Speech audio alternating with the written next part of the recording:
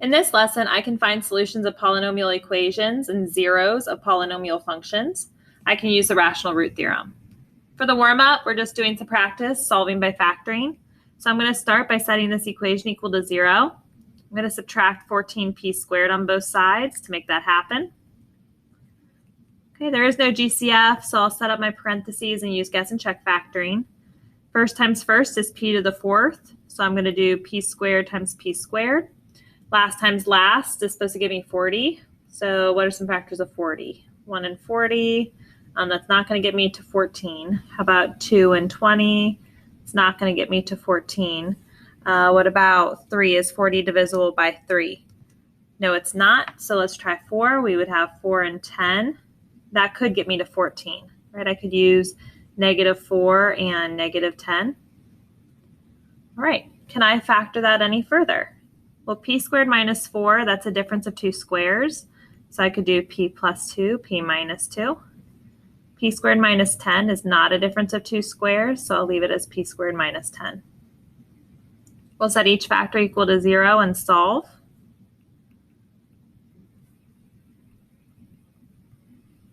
So here if I subtract 2 on both sides, we get -2.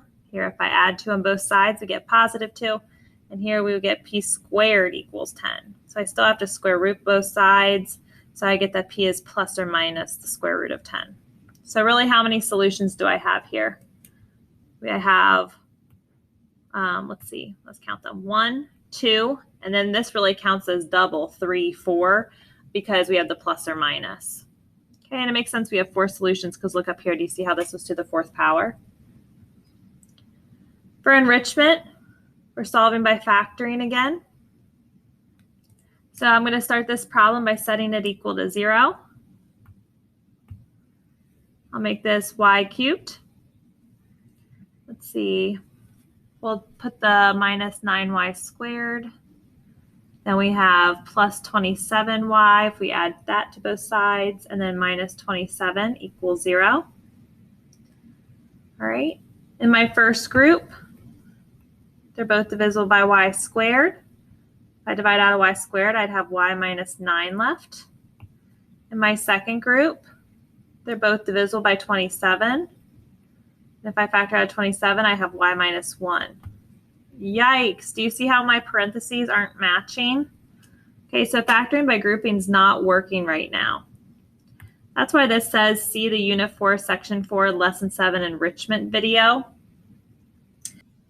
That enrichment video goes over a problem similar to this, where when we're factoring by grouping, we have to use either a sum or difference of cubes. So watch how I rearrange these terms.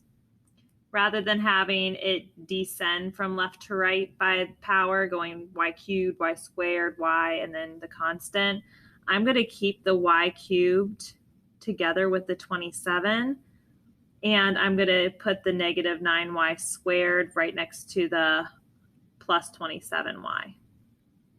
You'll see why in a second here. Okay, so in my first group, I'm just focusing on y cubed minus 27. Now, there's not a GCF there, but what kind of factoring technique can I use? I can use difference of cubes.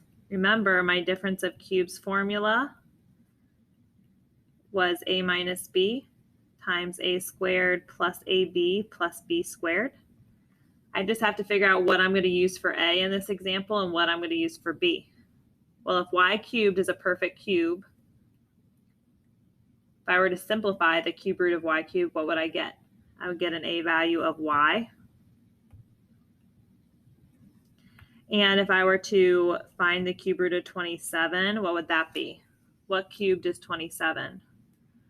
That would be a b value of 3, right? So now I'm just going to, everywhere I see an a, plug in y. And everywhere I see a b, what am I going to replace it with? 3. Okay, so I'm going to have what? I'll have, instead of a minus b, I'll have y minus 3. Instead of a squared, I'll have y squared. Instead of ab, I'll have y times 3. And instead of b squared, I'll have 3 squared. Okay. Now in my second group, what kind of factoring technique can we use there? That is Gcf factoring that we're going to use there, right? They're both divisible by negative 9y. So what would I have left? I'd have y minus 3 left inside the parentheses if I divided both of these terms by negative 9y equals 0. Okay. Now look at both of my terms. This blue term and this red term share what in common? They both have a y minus 3, right? So if I factor out a y minus 3, what would be left in each term? If I factor out a y minus 3 from the first term, what's left? We have y squared plus 3y plus 9. That would be left. If I factor out a y minus 3 from the second term, what's left? Minus 9y. Okay. Let's simplify this. We get y minus 3. We're going to combine the like terms 3y and negative 9y. So that's going to give us negative 6y plus 9. And then we have to keep factoring because that trinomial, we can factor that further. That's going to be y minus 3 times y minus 3. So really look at what we have. We have y minus 3 cubed, right? So my solution is y equals 3 when I set it equal to 0 and solve. And that y equals 3 has a multiplicity of 3, right? That repeated factor happens 3 times. So if I'm thinking about what's going to be happening on my graph, that would be a cross at my graph since it's an odd multiplicity. Sometimes it's not possible or not easy to factor a polynomial into a product of binomial factors. In other words, you can't use factoring to find all of the roots, zeros, or solutions. So that's when we're going to use synthetic division to help us. For example, if your function has more than 4 terms, we're going to need to use something called the rational root theorem in synthetic division. And that's what we're going to talk more about today is the rational root theorem. If your function has 4 or less terms but can't be easily factored, you need the rational root theorem in synthetic division.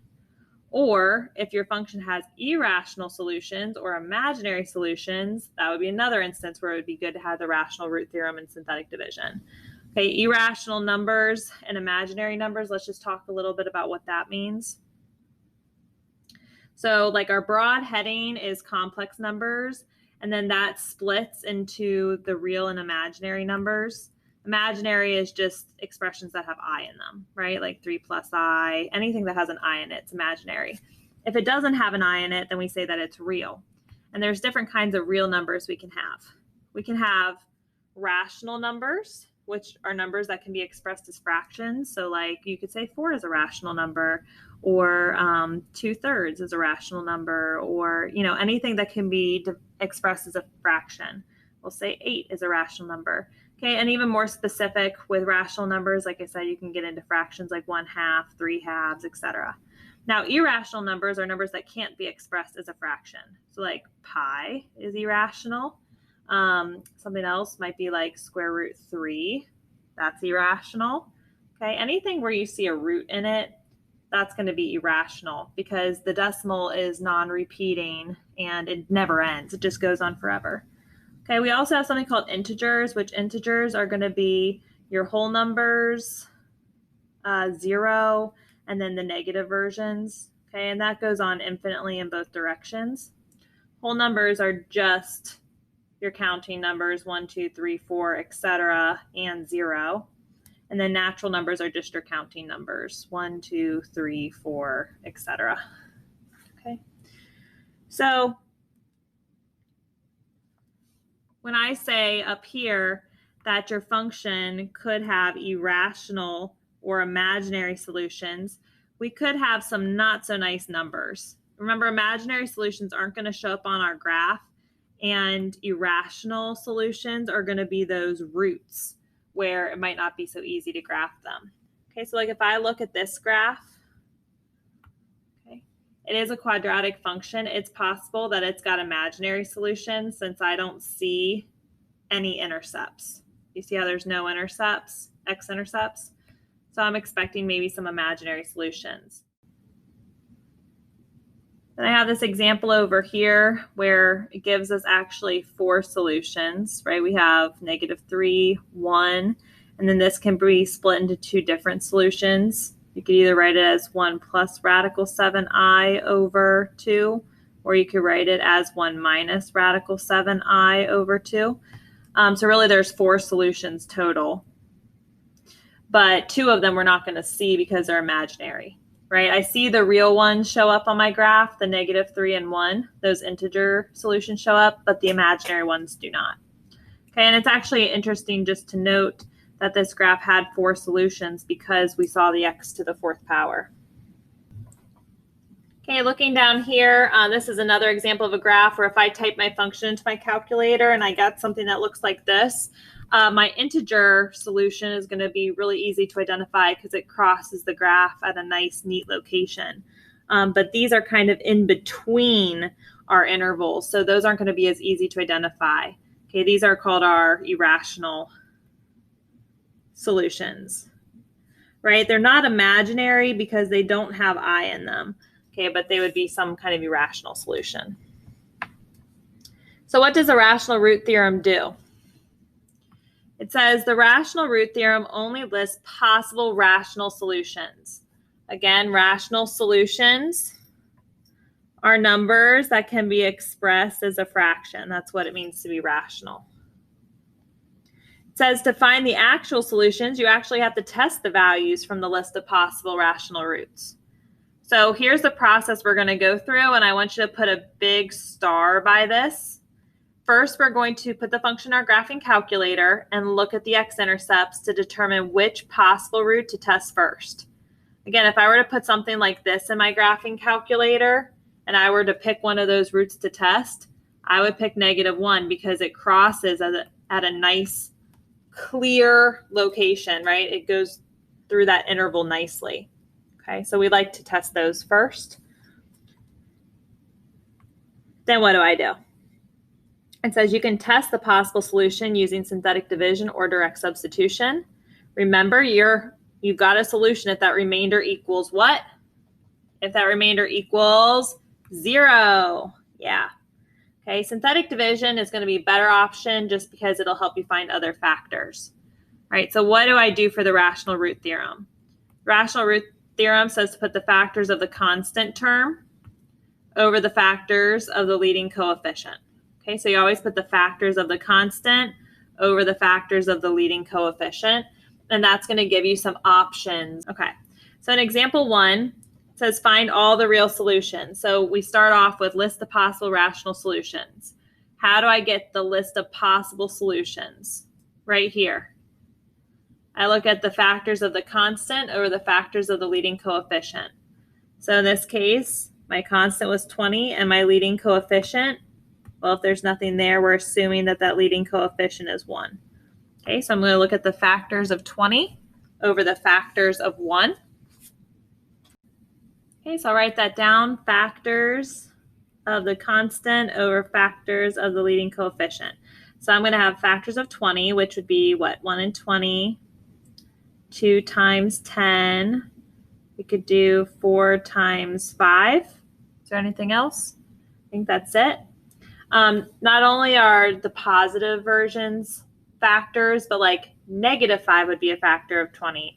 -4 would be a factor of 20. So I have to not only think about the positive forms, but also the negative forms of each factor. And then what's the factor of my leading coefficient? 1. A factor of 1 is just 1. Okay, so those are our options. If I do 1 divided by 1, I would get 1. If I do 2 divided by 1, I would get 2.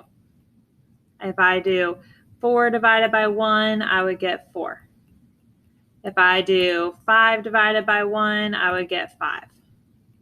If I do 10 divided by 1, I get 10. If I do 20 divided by 1, I get 20.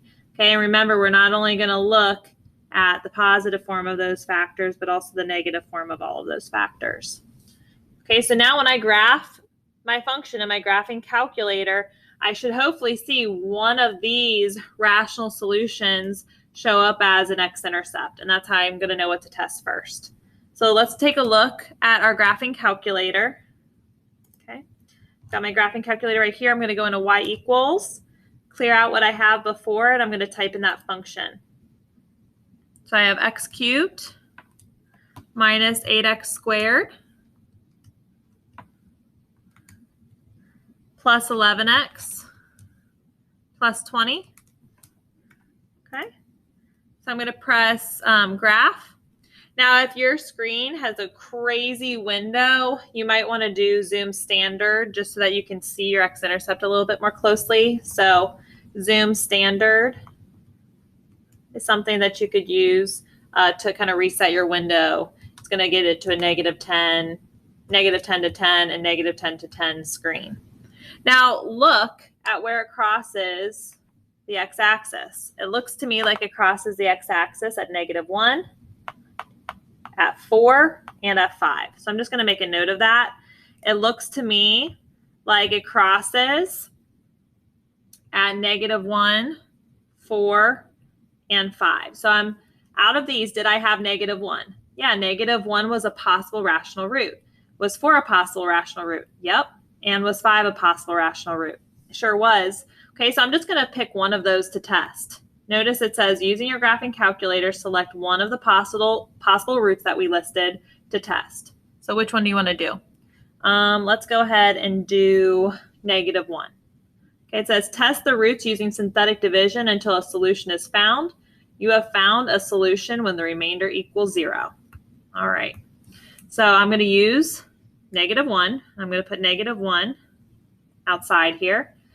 List the coefficients of our function. Our function was 1x cubed minus 8x squared, 11x, and 20. Bring the first down. Multiply. 1 times -1 is -1. Add down. Multiply. -9 times -1 would be +9. Add down to get 20. And multiply 20 times -1. We get -20, and add down to get 0. Did we show that that possible solution is an actual solution?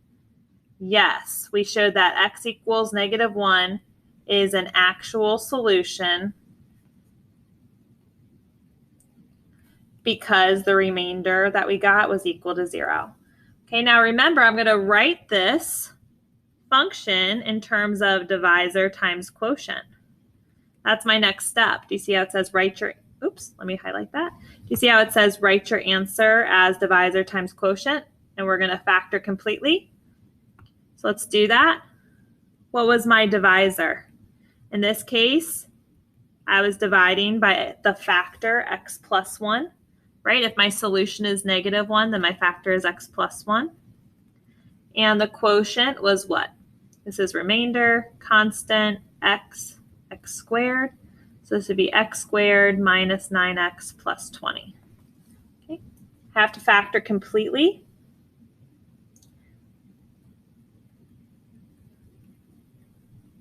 So what does x squared minus 9x plus 20 factor down into? X times x is x squared. Let's see, I'm going to use -4 and -5 would multiply to give me 20, but sum to give me -9. Okay, so that's my factored form. My factored form is x plus 1, x minus 4, x minus 5. What are my zeros? Well, here my solution would be -1, and that factor only appears once. Here my solution would be 4, and that factor only appears once. And here my solution would be 5, and that factor only appears once. So I'm going to have x equals -1, which has a multiplicity of 1. I would have x equals 4, which has a multiplicity of 1. And I would have x equals 5, which has a multiplicity of 1. Okay. What is the degree of my function? Let me go all the way back up here.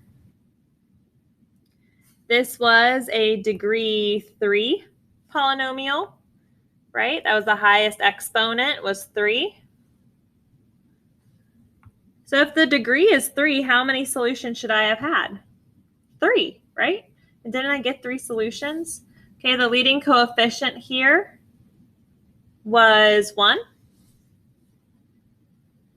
And so for an odd degree with a positive leading coefficient, my end behavior should look like this. Okay, and I'm going to use this information to sketch my graph. 1, 2, 3, 4, 5, 6. So I have an x-intercept at -1, an x-intercept at 4, and an x-intercept at 5. I know that it should start pointing down and end pointing up. And because all of the multiplicities, oops, let me write that better. Because all the multiplicities are odd, are we going to have bounces or crosses? It's going to cross the x-axis at each x-intercept.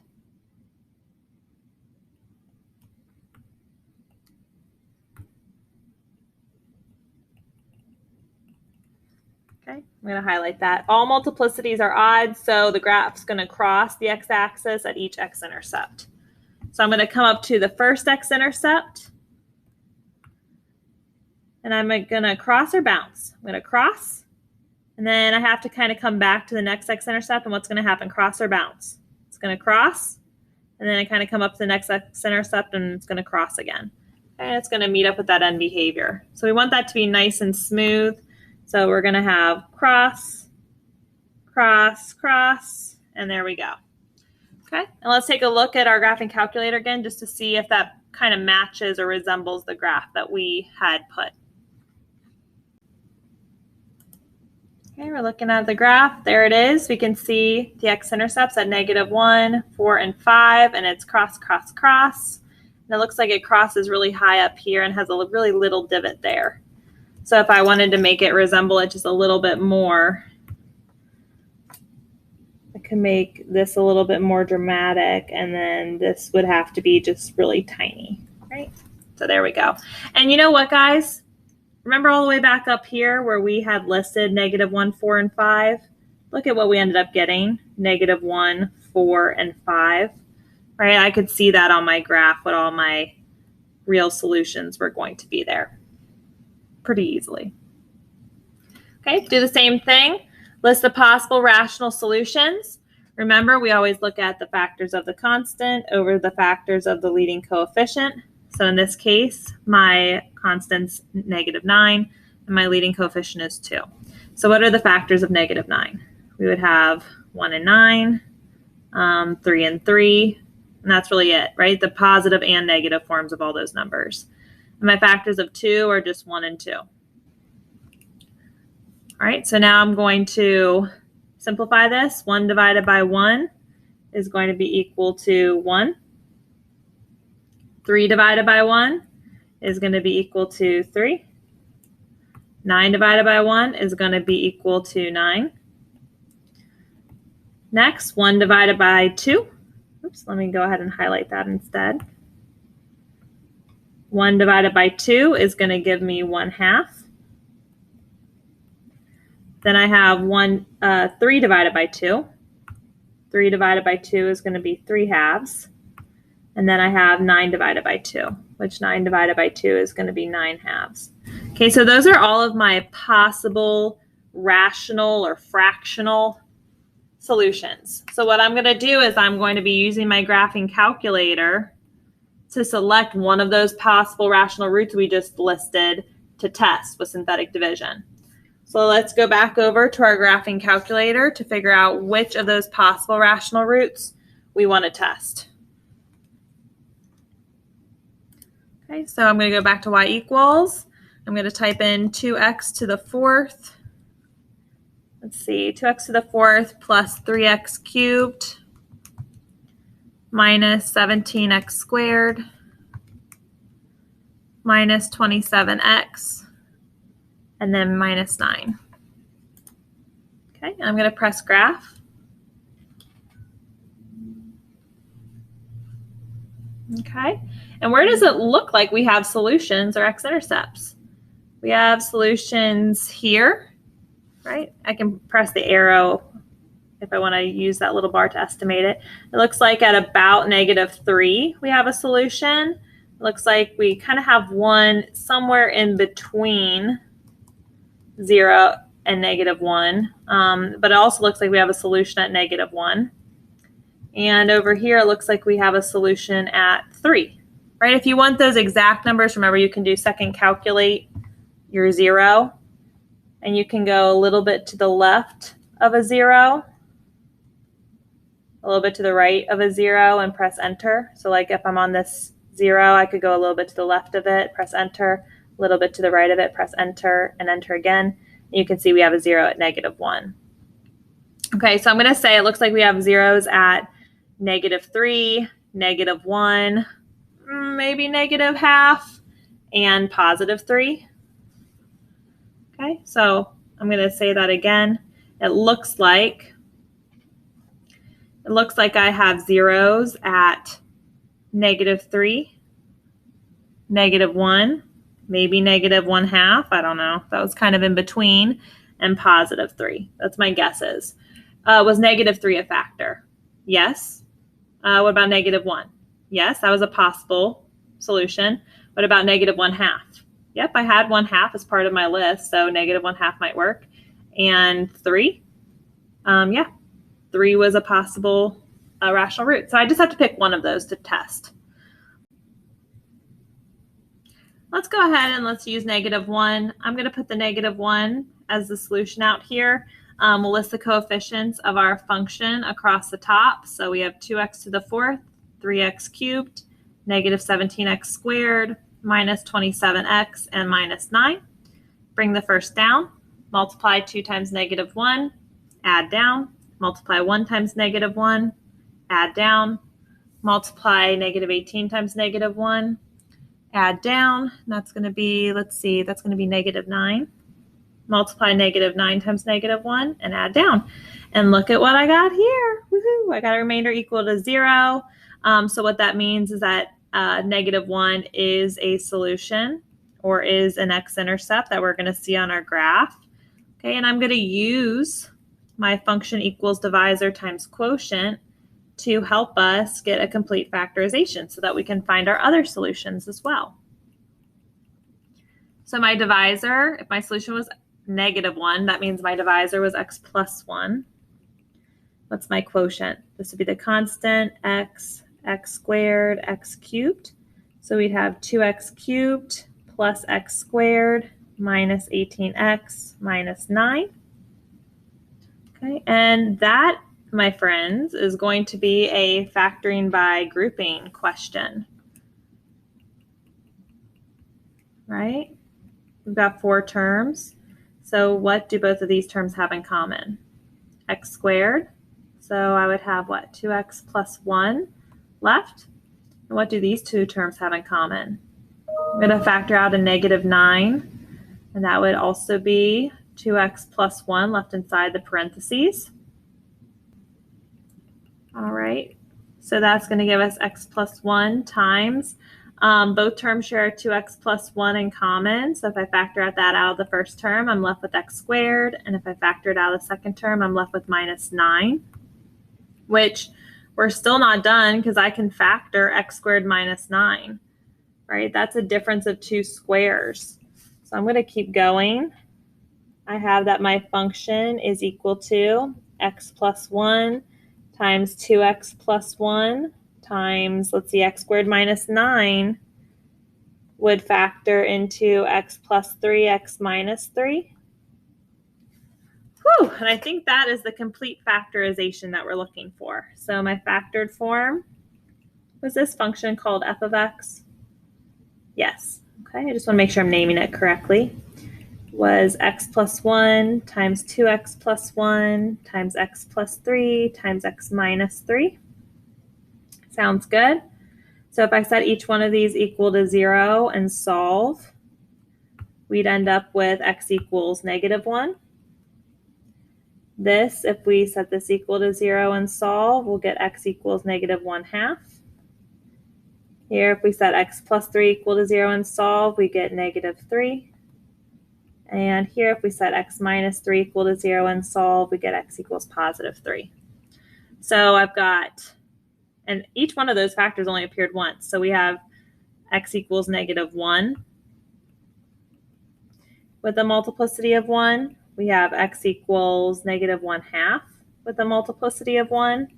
We have x equals negative 3 with a multiplicity of 1. And x equals positive 3 with a multiplicity of 1. Right? Each factor only appears once. And actually, I'm not surprised that I had 4 solutions because look what I have up here. Do you see how this says x to the 4th? So that's nice. And I even predicted negative 3, negative 1, negative 1/2, and 3, right? Negative 3, negative 1, negative 1/2, and 3, right? Those were the solutions we predicted, and that actually happened. Okay, that was mainly because all of our solutions here are rational, real solutions. I didn't have any imaginary solutions as part of my answer. Okay. The degree of my polynomial, we already talked about how it was a degree 4 polynomial. My leading coefficient in this case was 2. We had a 2 out front. So if my degree is even and my leading coefficient is positive, then my end behavior should both point up. And so we'll sketch our graph. 1, 2, 3, 1, 2, 3. I have an x-intercept at negative 1, negative 1/2, negative 3, and positive 3. I know that both my ends should point up. And because the multiplicity is odd, I'm going to be doing a bunch of crosses. So I work left to right. We cross, come back, cross, come back, cross, and cross. So it should look something like this. There's no bounces. We actually cross over the x-axis every time.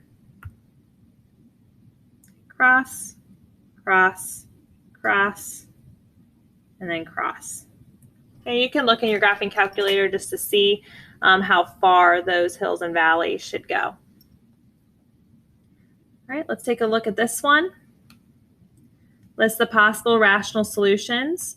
We know to always look at the factors of the constant over the factors of the leading coefficient. So my factors of the constant would be 1 times 16 is 16. See, 2 times 8 is 16. 4 times 4 is 16. And I think that's it. Okay, in the bottom, 1 times 4 is 4. And then 2 times 2 is 4. Okay, so that's going to help us get our list of possible rational solutions. See, 1 divided by 1 is going to be 1. 2 divided by 1 is going to be 2. 4 divided by 1 is 4. 8 divided by 1 is 8. And 6 divided by 1 is 6. I'm sorry, 16 divided by 1 is 16. So I'd have 1, 2, 4, 8, and 16. Okay, then I go to the next round. I'm going to do now all the divided by 2's. So I'm going to have, we'll start with 1. 1 divided by 2 is going to be 1/2. We have 2 divided by 2 is going to be 1, which I already have listed, so I'm not going to list it again. Right? Then I've got 4 divided by 2, which 4 divided by 2 is 2. Again, I already have 2 listed, so I'm not going to list it again.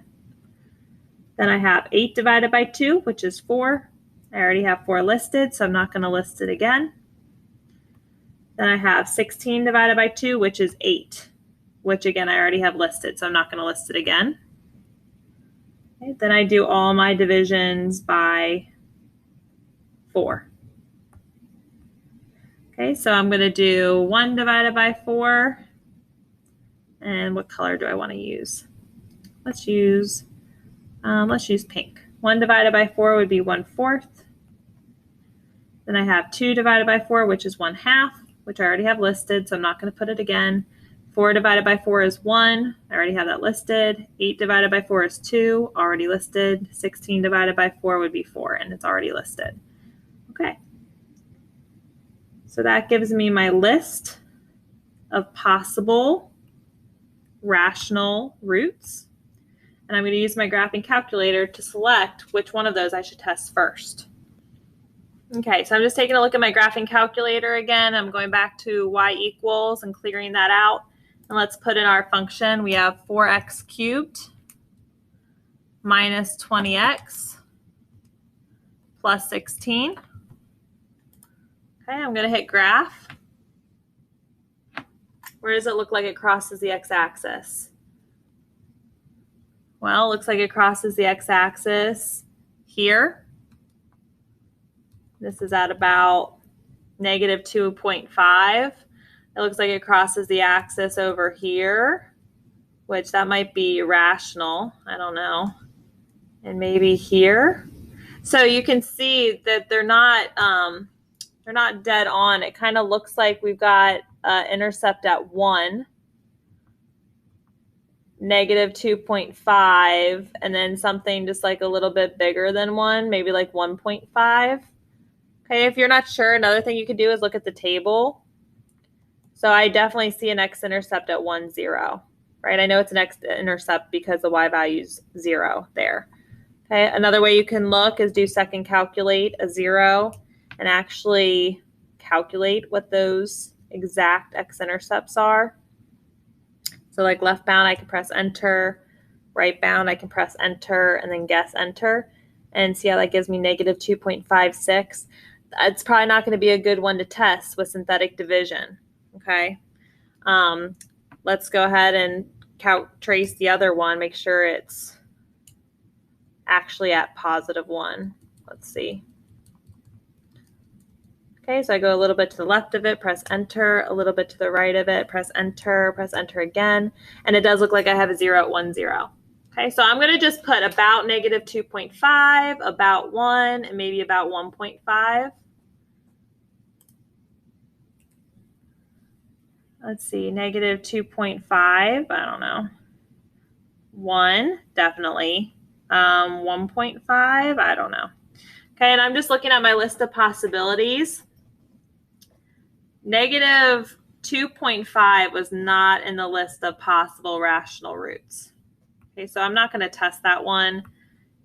1.5, that would be about 3/2. Again, that was not in my list of possible rational roots. So if I'm going to pick one of those to test, I'm going to definitely test 1 because that's the one that was the clearest on the graph. Okay, so I'm going to put 1 in the box, or outside the box rather. List my leading coefficients. So I am going to need some placeholders here because I don't see anything for x squared. So I'll have 4x cubed, a 0 placeholder for x squared, negative 20 for x, and then 16. Bring the first down. 4 times 1 is 4, add down. 4 times 1 is 4, add down. Negative 16 times 1 would be negative 16. I get my remainder of 0, meaning that x equals 1 is a solution. So that's good. I'm going to write my function in terms of divisor times quotient. My divisor, if my solution was 1, it was x minus 1 for the factor. So I'm going to say that my divisor was x minus 1. And my quotient, that would be constant x squared. We get 4x squared plus 4x minus 16. Which if I'm factoring that completely, immediately I'm noticing that there's a GCF. See how all of these terms are divisible by 4? I'm going to factor out of 4. So I have x minus 1. I'm going to factor out the 4. So I'll have x squared plus x minus 4 in parentheses. And let's see. If I have, I'm going to actually move the 4 to the front just because I don't like it hanging out in between the two factors. It looks nice if I've got the 4 out front. So I'll have 4x minus 1 and then x squared plus x minus 4. Set each factor equal to 0 to solve. So 0 equals 4 tells me nothing. X minus 1 equals 0. If I solve that, I get that x is positive 1. And ruh-roh, what do I do with that? Can I factor this? Let's see. We could do x times x is x squared. We could do 4 and 1. That's not going to get me to a -1 in the middle. Or I can do 2 and 2. Nope, that's not going to work. So this is not factorable. Can't factor. What the heck should I do if I can't factor this expression? What's another way we can solve? We can use the quadratic formula. Okay, so I'm going to do the quadratic formula with the leading coefficients 1, 1, and -4. We'll have x equals -b, which b is 1, plus or minus square root b squared would be 1 squared, minus 4ac. A is 1, c is -4, all over 2a, and a is 1. Okay, so again, it's x equals -b plus or minus square root b squared minus 4ac, all over 2a. Then we simplify this. So what's my discriminant? We have 1 plus 16, so we get square root of 17 over 2, which remember really is two solutions. This is going to end up being x equals -1 plus root 17 over 2 as one solution. And we also can write this as x equals -1 minus root 17 over 2. Okay, those are really two solutions there, okay, because of the plus or minus. So let's list the factored form. The factored form was 4x minus 1, x squared plus x minus 4. Right, to list the zeros, we had x equals 1, right? It had a multiplicity of 1. We had x equals -1 plus radical 17 over 2, which had a multiplicity of 1. Okay, and x equals -1 minus radical 17 over 2. Okay, so we're going to have crosses at all of those. So really we've got one rational answer and two irrational answers. Okay, not imaginary. That's different. Imaginary would have I in it. This one is just going to be some kind of decimal, which we expected. Remember how we had like -2.5 something and 1.5 something? I was expecting those decimals. Let's think about what this is in decimal form. What are each of these equivalent to? I'm going to type that into my calculator. I'm going to do, -1 plus square root of 17 divided by 2.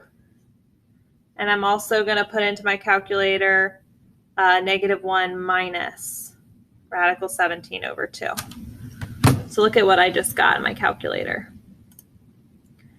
-1 plus radical 17 over 2 was about 1.56. And -1 minus radical 17 over 2 was about -2.56. Okay. Which I could predict right at the beginning. See how I had -2.5 and about 1.5? Here's your about -2.5, and here's about 1.5. Okay. All right, so let's go ahead and finish answering these questions. The degree of my polynomial was 3, which is why I had 3 solutions. So I'll put degree 3 down here. My leading coefficient, if I look back up here, my leading coefficient was a 4 right out front.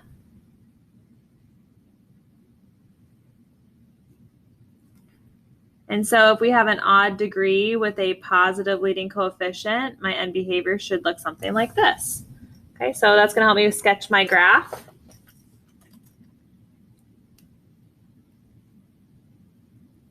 Okay, I had, let's see, an x-intercept at 1. I had an x-intercept at about 1.56. I had an x-intercept at -2.56. And we said that my end behavior should start pointing down and end pointing up. Okay, and all of these are odd multiplicities, so we're going to cross, cross, cross. Okay, and you can do it a little bit more exact than that. That was kind of sloppy. cross, cross, cross. And it doesn't have to be perfect. I'm just looking at your x-intercepts. I'm looking at your crosses or bounces. If we look back at our graph, you can see that it's a little bit tighter together, and that's just because my x-axis, I made these intervals really spread out. So if you wanted it to resemble your graph a little bit more, you could, draw this again where it's not so spread out. So if you wanted to mirror your graph, you could work from -10 to 10. 1, 2, 3, 4, 5, 6, 7, 8, 9, 10. 1, 2, 3, 4, 5, 6, 7, 8, 9, 10. Okay, and then you could graph it with the x equals 1, about 1.5, -2.56, and then do your cross. It looks like it was a big cross with a big hump. Cross again with a little hump, and then cross again. Okay, and that would resemble this a little bit better just because my window on the x-axis matches that of my graphing calculator.